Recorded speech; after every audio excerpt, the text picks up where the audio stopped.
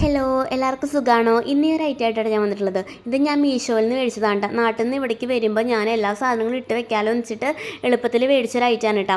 നാട്ടിൽ നിന്നൊക്കെ വരുമ്പോൾ നമ്മൾ ഈ സാധനങ്ങളൊക്കെ ഇങ്ങനെ ഓരോന്നോരോന്നായിട്ട് പാക്ക് ചെയ്ത് വരികയാണെങ്കിൽ ഇവിടെ വന്നിട്ട് അതൊക്കെ പൊട്ടിച്ച് ഓരോ പാത്രത്തിലാക്കി വെക്കണത് തന്നെ ഒരു പണിയാവും കേട്ടോ. ഓൾറെഡി കുറേ സാധനങ്ങൾ നമുക്ക് പാക്ക് ചെയ്യാനും പൊട്ടിക്കാനും ഒക്കെ ഉണ്ടാവും. അപ്പോൾ ആ ഒരു പണി ഒഴിഞ്ഞ് കിട്ടാൻ വേണ്ടിയിട്ടാണ് ഞാൻ ഈ ഒരു ഐറ്റം മേടിച്ചത്. കോംബോ ആയിട്ടാണ് ഞാൻ മേടിച്ചിട്ടുണ്ടായിരുന്നത്. ഒറ്റയ്ക്കാണെങ്കിൽ ഇതിന് 177 അങ്ങനെ എത്രയേ ഉള്ളൂ. ഞാൻ അത് 300 സംതിങ്ങിനാണ് കേട്ടോ മേടിച്ചത്. ഈ ഒരു ഐറ്റം നിങ്ങൾക്ക് ഫോട്ടോ എടുത്തിട്ട് ജസ്റ്റ് മീഷോയിൽ സെർച്ച് ചെയ്താൽ തന്നെ കിട്ടും കേട്ടോ. ഇത് പ്ലാസ്റ്റിക്കാണ് മെറ്റീരിയൽ വരുന്നത്.